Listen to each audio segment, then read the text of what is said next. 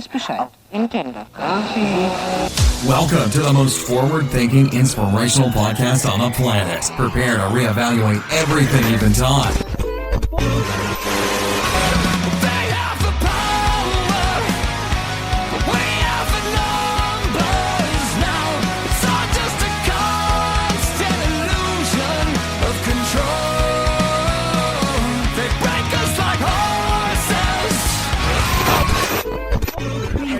They can tell us we're crazy, and we can say, well, you haven't seen anything yet.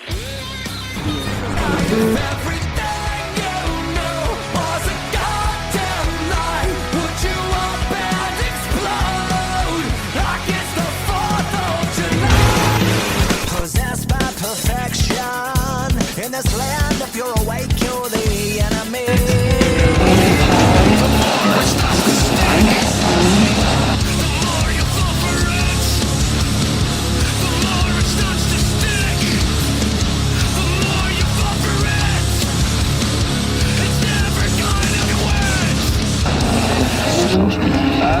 Where they lead, you will follow. Well, I guess that's just the way it goes. And if you look away, you'll be doing what they say. And if you look alive, you'll be singled out and tried. Every day a new deception, pick the scene and take direction, and on a search to connect, but I don't wear a mask and I have no regret. Down on your knees, you don't look so tall. Open your eyes and the empire falls.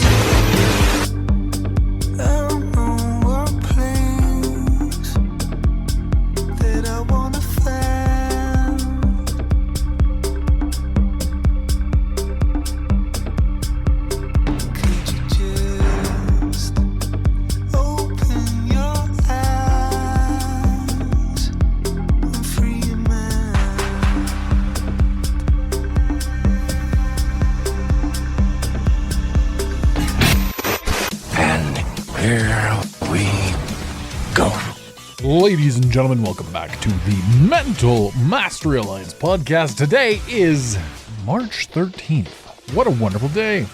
I think today what we're going to do is we're going to get into a little bit of the mailbag. I posed a question to the Instagram audience in the story. What would you guys like to have us talk about, have me talk about? Is there anything you want to hear me talk about? So it's kind of like a mailbag where we do, listener requests, emails, that sort of stuff. So this is kind of like another mailbag episode. But this one is Instagram specific. It's funny how, as much as we try to sort of co-opt the two, there's a small percentage of people who pay attention to the Instagram and to the podcast. And I'm curious how people found the podcast if they didn't come there from the Instagram. I don't know. I assume probably the proper hashtags, the titles, and all that sort of stuff. But I was really hoping that a lot of people would come from the Instagram. But y'all did not. You podcast listeners, man, amazing stuff, amazing comments and statements. Because again, what we found is more people that listen to the show then go to the podcast. Wait, let's try that again. More people that listen to the podcast then go over to the Instagram afterwards. And that's fun. And it's funny too, because you get these messages like, I heard your podcast, and then I see your Instagram. I'm like, I don't know. But we found on Instagram that you definitely kind of have to play by a certain set of rules. Now, keep in mind too, that what we try to do is eliminate anxiety, depression, all that sort of stuff. Understanding and comprehending that those variables, the anxiety and the depression, come primarily from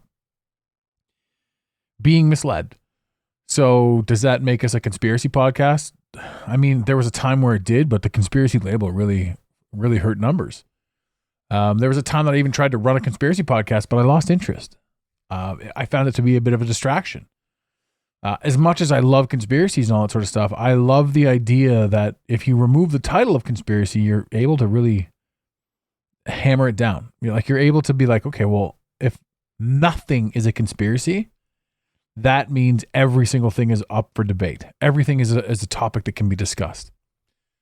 And if you want to take the time to discuss those topics, then you start having open and free conversations, which are amazing. And that's what's been happening globally. But what you're seeing then is the misinformation and the misdirection and the narrative itself trying to hold on. So it's almost like, are the conspiracies true? Or is the mainstream thing that said they weren't true working in quadruple, duple, double ripple, chocolate chunk overtime, trying to keep you asleep, unaware, unprepared? I don't know.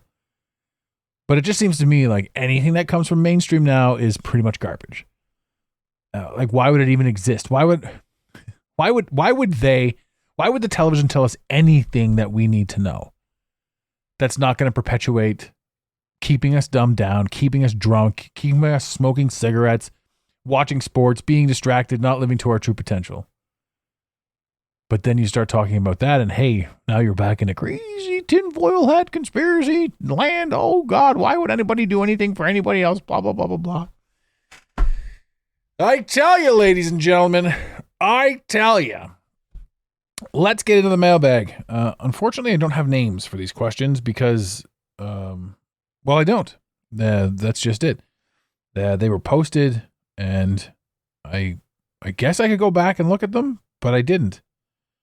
You know what? I am going to go back and look at them, so you're going to hear a quick click off here as I reset. Ladies and gentlemen, this is the fun part of live broadcasting. It's not that I'm live now that you're listening to it, but it was live when I was doing it. And often, I'm underprepared. So, we have a question from Tim Rainier talking about poor versus rich versus success. So his question was, how do you define? And this was something that we had sort of been talking about on Instagram. And I even saw Gary Vee talking about it. And Gary Vee is one of those interesting characters that kind of morphs into whatever the hot topic is. And that's what I can appreciate about his content. You don't really see him pushing or advertising or asking for anything. You just see him sharing. And love him or hate him, he's got a lot to share. Whether he's part of the system or not, he's got a lot to share. And if you can take from that and work with it, then great. So I do like Gary Vee. Now, my take on it, poor versus rich versus success, is again, conspiracy driven. You can be poor and happy. You can be rich and miserable. I don't think that money has anything to do with success. I think that purpose-driven happiness is probably the biggest metric of success. And I know this. You can have super high expectations of an item or a thing or whatever that you want to buy, purchase, pick up, acquire. And when you get it, you're disappointed with it. And it's this thing that you've wanted forever, and you're disappointed. Now, on the flip side, you can shop on Amazon or buy a pair of shoes or buy a new bag or buy a couple of hats or whatever the hell you want to buy. And the minute you have it, you want something else. So even that thing, doesn't matter what it is, you want something else, which is where we get lost and locked into consumerism. So you can have all the money in the world, but if you have to keep buying things to make yourself feel something, then that's it. And we also know too that really it's the anticipation of the hunt, of the procurement. Now, a lot of people that have a lot of things are miserable, and that's factual. So where does misery come from? Deception, I would assume. A lot of the misery that I've seen in this day and age comes from deception, comes from the idea that you're supposed to have something or be somewhere or be at a certain level by a certain age. And when you're not there, you're going to beat yourself up. And when you arrive there and it's not what you think it is, you're going to beat yourself up. So what comes first, the chicken or the egg? What comes first, the anticipation or the disappointment? Man, it's a twisted world. But we're not allowed to talk about it. We're not allowed to ask questions. We're not allowed to say anything. We're only supposed to have these expectations and assume that every single other person is doing the same thing. But they're not. I know some people that make no money. Well, they make some money, but they make, 50 grand a year, doing very little, but living in a spot that they can afford. They've got their rent paid. They've got their case of beer. They've got their wife. They've got their kids. They've got their vacation. They're happy working on their car, keeping it simple, not overspending, not overanalyzing, possibly wishing for more, but keeping it simple. Some of these people are the happiest people I've ever met. And how cool would it be that if you could meet somebody and just share some great ideas, the occasional road trip, hither and yon. Just time. Imagine loving the person you're with and spending a lot of time with them and being excited to see them at the end of every day. How great is that? Why do we think we need more? Well, again, media, television. We grew up on MTV Cribs. We grew up on Pimp My Rad, Pimp Mon Char, for the Quebecois. It was a time of frivolous frivolities. We've always been told that we need to superficially do and say and be and have and achieve and acquire and wear these labels. And if you're not there, you're a peasant. I mean, even to the point where the family unit was destroyed as children, where the parents each went to a separate job and the parents often went to separate schools, or the kids often went to separate schools. So now you've got the entire family unit split up. And in North American ways, if you live with your parents past 17, you're a bum failure. But that really also depends now geographically. There are so many people right now that think they're a failure because they still live with their parents. But if you live in a major metropolis, especially in Canada, and I would assume in the majority of the states too, it's practically impossible to move out. What 17-year-old kid can afford $1,800 a month, $2,200 a month rent? It's ridiculous. It's ridiculous, and it's getting worse. So now people are beat up because they still live with their parents and they can't afford to move out. And everything they've ever been told is move out or you're a bum. This is all psychological warfare. This is all intentional psychological warfare. Wherein the truth is, your family unit is your best possible ally in this world. Now, I'm not going to sit here and say family is the answer to everything, because that certainly is not the case. They are your best possible ally because they can teach you what you need to know and what you need to avoid through actions that they can teach and through actions that you learn through from them. And what I mean by that is my father taught me more by doing what he did, what not to do. That was a bit gibberishy. But in other words, I watched him do things that I said to myself, I will never be or do that. And without having the experience of my father, I wouldn't know that. And I can take all my pain, because we also live in this world too where anyone that speaks up is being attacked by everyone that wants to be a victim. And I don't want to sit here and knock anyone that's gone through anything, because I lived through it myself. I've been the victim. Ugh. But I look at this stuff and I look and I perpetuate and I speak on the fact that all of the pain and all of the horrible things that were ever done to me or that I ever did to anybody else, as a result, all of this stuff is what taught me to be me. And the more I want to be a better version of myself, the more I strive for greatness, the more I understand that a lot of that bullshit came from ignorance, arrogance, pain, suffering.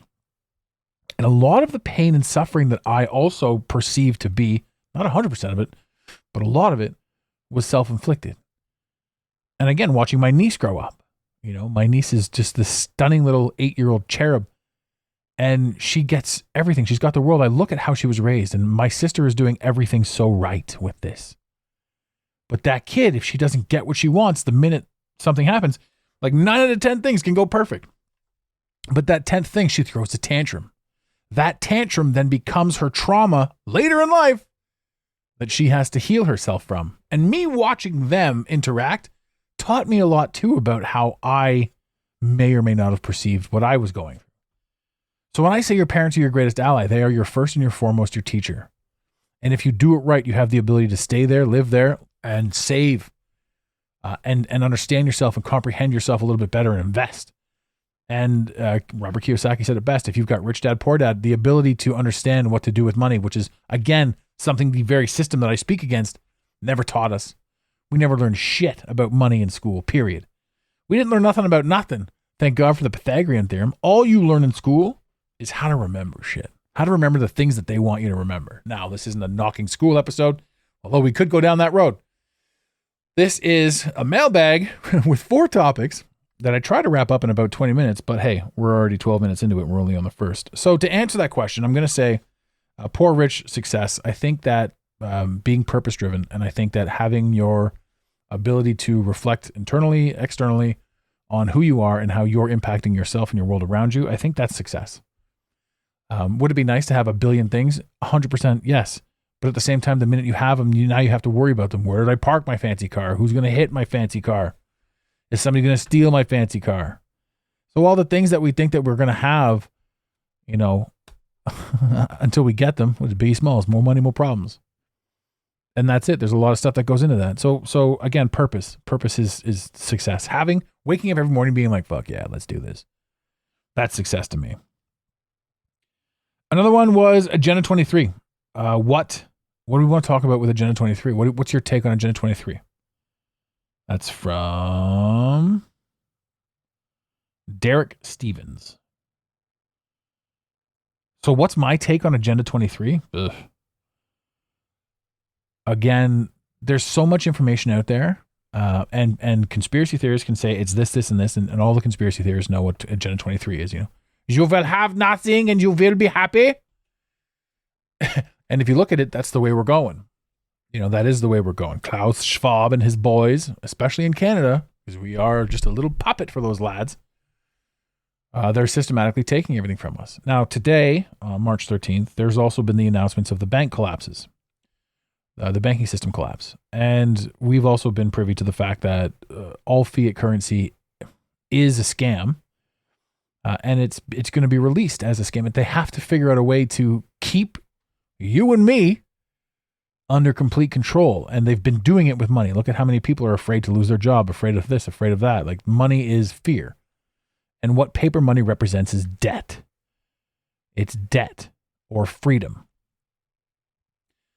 So all of these people, quote unquote, money laundering, you know, and all of this stuff that we've been taught about, follow the money and it'll give you all the answers. Not 100% accurate, because those that are keeping us under thumb they're the ones that invented money as an arbitrary system. You know, they're the ones that invented it for control, and they use it for control. They don't need it. The whole purpose of taxation isn't to get your money. It's to take your money. So they don't need it. They just don't want you to have it. And there's a huge difference. So Agenda 2030 to me is, it seems to be in play. It seems to be what's happening. But at the same time, I don't want to personally give it much credit, because I know that if I wake up in the morning and I do a good job, I'm going to earn my money. Right? But I'm not going to wake up to like desperate to earn the money. And then when I get the money, what do I do with it? Well, there's Bitcoin, there's precious metals, which I really like right now. There's items, things that will never deplete. Things that you can store your banking. I don't believe in saving your money. What I mean by that is I don't believe in having money in the bank. I believe in investing in yourself. I believe in investing in your business. I believe in investing in your mind, which will lead into the next topic. And the next topic is, which books are you reading? I believe that your finance, you know, you should definitely have a nest egg, an in case shit happens file. A lot of that can be like a line of credit too. But I think all of your money should be utilized and should be earning for you. You should own property. And I know what I'm saying sounds condescending to people that quote unquote have nothing, but every single person that I know that's in a position of comfort now started with nothing and fought the system. There are some people I know that did really well with real estate, and that's a great thing too. Or their sales gig or whatever. But I know that when I was personally in sales, I was miserable. Even though I was the best at it and I had all the money in the world, I had nothing. I had no ambition, drive, desire. I had nothing to open up to. I had no portfolio to check in on. I had no sense of worth. All I had was crazy parties with the craziest people and the best times in the world, which sounds great, but is completely fleeting. In my opinion, my life didn't really begin until I stopped drinking, which was 6 years ago now, 2017. It's a whole new world, a whole new game. You see a whole bunch of different stuff. And what's the first thing everyone says? I don't really drink that much. But once you quit, even if you only drink twice a week, you know, it changes a lot. It's a big game changer. Agenda 2030, again, if you don't give enough power to it, if you decide that you're gonna see what they're doing, because they will lay the breadcrumbs out before you. If you're gonna see what they're doing, and then you're gonna be able to adjust your sales, and you're gonna be able to, at the moment in time, make those changes and make those adjustments. Call yourself an audible. I don't think it's going to be as scary as we all think it is. Because keep in mind too that we are programmed to, quote unquote, think about everybody else first. Because if you're busy thinking about everybody else, you're not thinking about yourself. And how do we change the world? We simply change ourselves. If we individually all took accountability for ourselves, that would change the world. And now, again, people want to get offended. Well, so-and-so can't take accountability, right? There are so many people out there that will say the same thing. And of course, if you're involved with somebody who has a physical or mental disability, you take the course of action that you need to take. And if you want to tell me it's not that easy, then it's not that easy. If you want to tell me it is that easy, then it is that easy.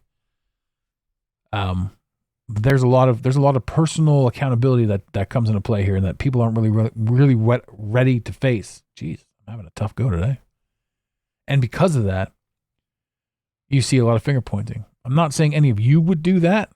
Because you guys, as I point the finger at my entire audience, you guys are listening to this show for a reason. You guys are elevated. You're mentally in a different spot than the majority of the world, and you're hard to relate to a lot of people. But remember, nobody should want to be a victim, yet we're taught to be a victim. The top 3 ways to make money online are: be a victim, show your ass, or do something of merit. And doing something of merit is the hardest one. So that's not the one that people see that often. You see people's asses, and you see people being a victim. And that's how they get their 15 minutes of fame. Agenda 23, my final wrap-up notes on that, 2030, sorry. As it's coming, act accordingly. Don't worry about what's coming, because worrying about anything is just your imagination playing tricks on you. Don't take in any of the information, because even the counter information that you can take in, that's this, that, and the other thing, it's all just there to fuck with you. The best thing that you can do is trust all of your senses and move with purpose. If that means to you specifically moving to Costa Rica, or buying a piece of land way up north, or getting completely off the grid, or throwing away your cell phone, whatever it is to you, take your life and every ounce of your own accountability and roll with it. Don't be afraid of it. Just roll with it, because this is what it is. Everything is exactly as it's supposed to be in every aspect of everything. In other words, the game board in every game looks the same.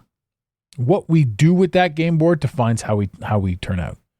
That's just like 8 people can play Monopoly. I think 8 people can play. Right? And they're all using the same pieces. They're all using the same material. They're all using the same whatever. Some people have different skills. We're all on the same board. Somebody always wins. That's where we're at with 2030. Basically, you do you, and you operate with integrity. Now, what books am I reading? Jeez. I've got like 10 on the go right now. I really, really, really like, again, I've said this before, anything by Jed McKenna. Anything by Jed McKenna. He will open your mind to a lot of things. Alan Watts, again, is possibly one of the greatest philosophers, authors, lecturers I've ever encountered. There are a lot of imitators. There are a lot of people with the same idea. Hell, I'm even one of them. I have similar ideas to him, philosophical ideas, but every single person's got a different take and touch on them. So like my own life, Alan Watts is a piece of it. So a lot of the stuff that I think about comes from, I hear it sometimes in his voice. I really, really encourage anyone to read anything by Alan Watts. The book is a phenomenal start. It really changes your perspective on things. There's a crazy book for the tinfoil hatters. If you haven't read it yet, Behold a Pale Horse. That one is, it's pretty crazy to think that it was written in the early 80s about today's day and age. And there's a lot of fun with that. If you want more book recommendations or specific ones to where you are on your journey, I mean, Waking Up in 5D, Maureen St. Germain, that one is phenomenal too. If you think that you're going crazy because everything's changing around you, phenomenal book.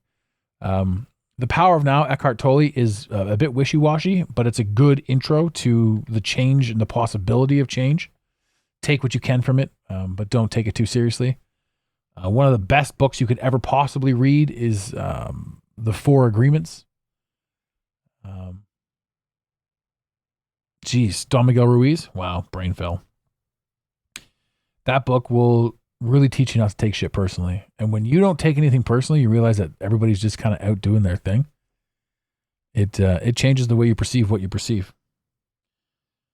And I don't know how to pronounce this last name, so I'm not going to. Alan, where do we live? Where do we live? That's one of the greatest questions in the entire world. Oh, no pun intended. I love the idea of where do we live, because I remember being listening to the stories and the NASA stories. Like, what's the official story? We live on an infinite ball floating through space. Infinite space that's forever expanding. And then we've got scientists saying, and then at some point it's going to retract and suck us all back in. And then some universes have black holes, and this is great, this and that. And it's all bullshit. That whole thing, if you really decide you want to take a look at it, it's total and utter bullshit. Since the dawn of time, the stars in the sky have not changed. They haven't changed. The same stars your great-grandparents looked at are the same stars you're looking at. The stars move across the sky in a tapestry fashion. It's like somebody's just dragging a painting across your vision. What does it mean? I don't know. What could it possibly mean? I don't know. You can even take one of those apps, the Starfinder apps, and you point it at the sky and it tells you what the constellations are and all that fun stuff. But there's a flaw with this app, and it's something that people don't even look into. If you point it down, theoretically, you're pointing it to a different space point in the sky, right? If you point it down and you're in Canada, for example, then you should be pointing it towards Australia's sky, as it were, as the geo thingamabob works. But here's the crazy piece. There's nothing down there. You point it down, there's nothing down. You point it up, you can see all the constellations, right? All of them throughout the time. So, I mean, yes, it's only one thing, and yes, any debunker can, by all means, feel free to debunk it. But I challenge any debunker to debunk Flat Earth. Take your skills and take a look at, Globe Earth. Now, I've said this, and that the instant reaction most people have is, well, so what, you're a Flat Earther and a Trump supporter and an anti-vaxxer? And a Freedom Rally trucker supporter and a Go MAGA Go and an anti-Biden guy. Yeah, I am all of those.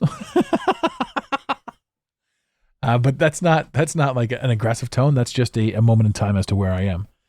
But it also bleeds into what I truly believe this Earth to be, because I've heard some great stories about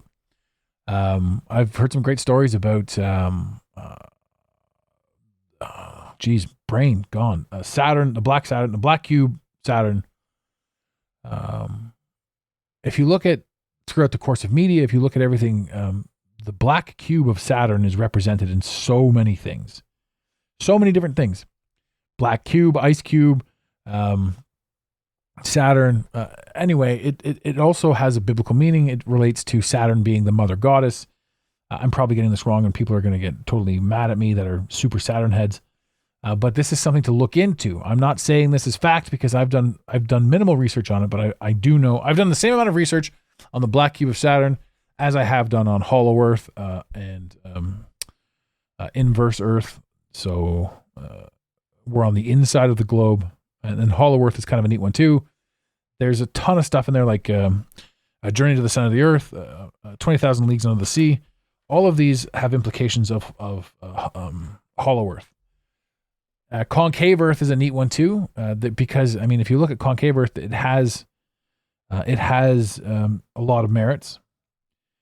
Hollow Earth has a lot of merits. We talk about Admiral Byrd, high jump in Antarctica. Why would he call it high jump if it wasn't like going into a hole, like you're jumping down into something, jumping into Hollow Earth? The entrance to Hollow Earth is a thing. We talk about Tartarians as well, the Tartarian mud floods. There's a lot of stuff that got buried. There's a lot of tunnels that run under the cities. There's a lot of tunnels that run under North America, big time. And these things just naturally exist everywhere. There's a lot of history and story that we're not allowed to know about. So the mud floods, Tartarians, all of this I believe to be a possibility. Well, I like mud floods. I like the idea of it. I mean, you see the architecture everywhere as well. Red brick buildings, most cathedrals, most train stations, for example, the giant train stations, because the Tartarians were huge. That explains why everything Gothic or all that sort of stuff was huge. Why the doors are huge on the cathedrals and all that sort of shit. Now, to answer that question, to bring that all back in, I mean, this podcast is just, if you have questions, ask those questions. Feel free to hit us up, info at the Mental Mastery Alliance. Send us a text, 647-338-1265, or leave a voicemail, be heard on the show. Sure, why not? You can ask these questions. I mean, we've got answers. I'm skimming a lot of stuff right now, and our episodes typically are 22 minutes-ish. I can see right now that I'm already up to 27, 28 minutes. But these topics are so phenomenal, and each one of those books I could give a rundown on as to why they're great and the purpose of them all.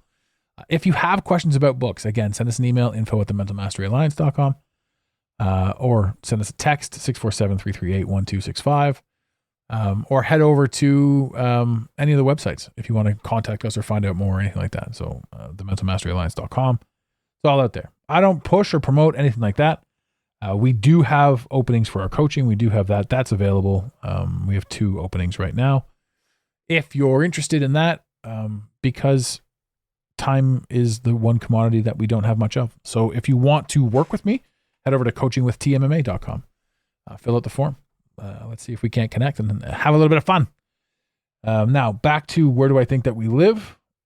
Man, honestly, I think that all of those ideas are possible. And that's kind of the thing that pisses a lot of people off. Well, you sound wishy-washy, right? Because remember, too, they used to say things like stand for something or fall for everything. And I used to believe that.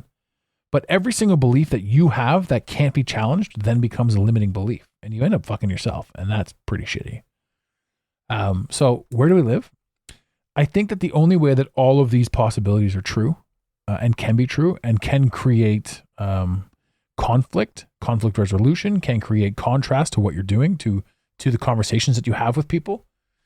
I think that that's massively important in the experience that we're having, the human experience.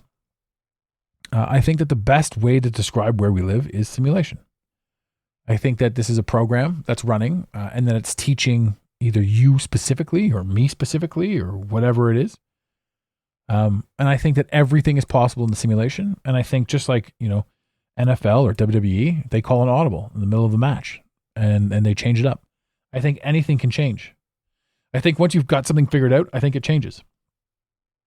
A lot of that has to do as well with, the evidence of that is lost in the Mandela effect. Things are legitimately changing.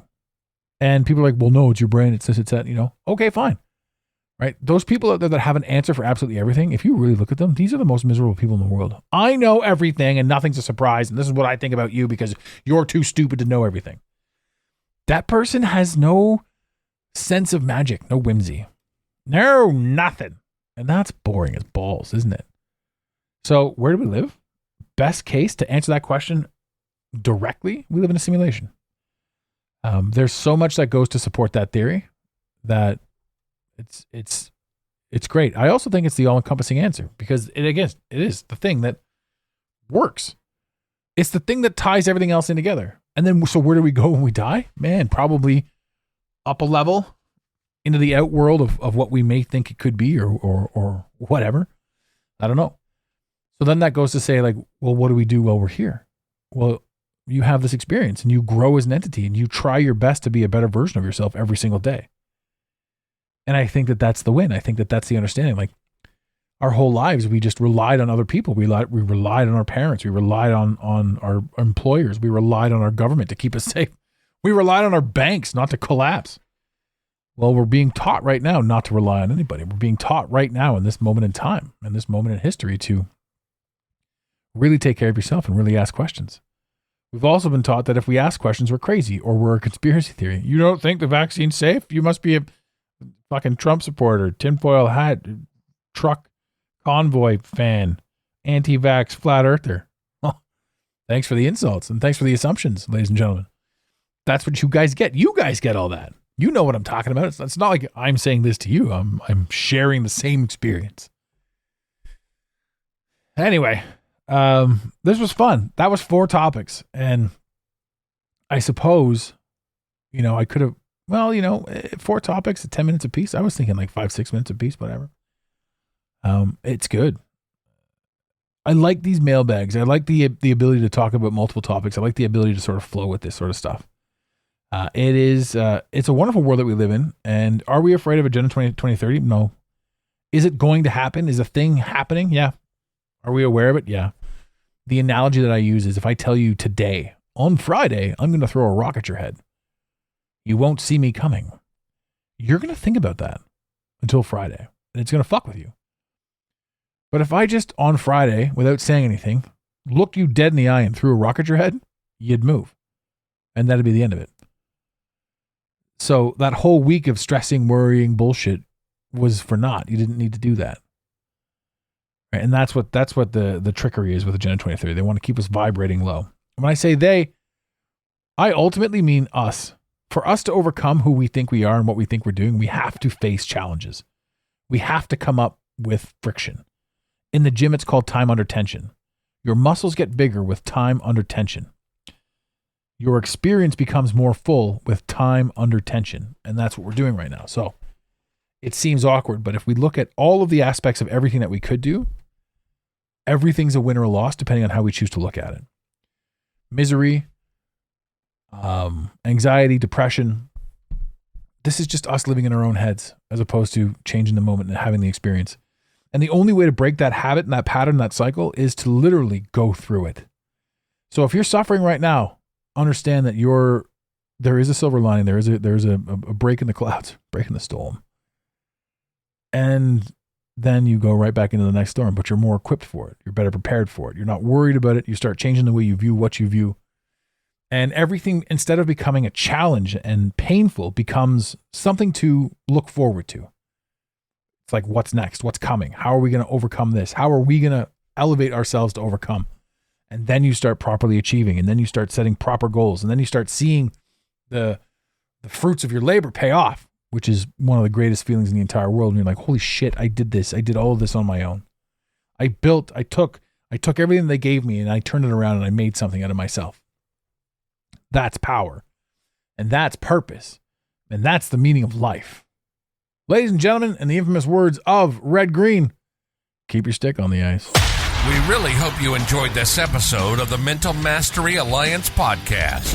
Stay connected with us directly through the mentalmasteryalliance.com. You can also join the discussion on Instagram at instagram.com/the Mental Mastery Alliance. Let the team know you're listening by using the hashtag TMMA or tagging us at the Mental Mastery Alliance. To have your voice heard on the show, leave a voicemail or send a text to 647-338-1265. Long distance charges may apply. If you love us, leave us a review. If you hate us, you spend your time in weird ways, but also leave a review. Every review on iTunes tickles the algorithm, helping us grow. Until next time, unity over division. This concludes the most surreal portion of your day. You got it, Pontiac.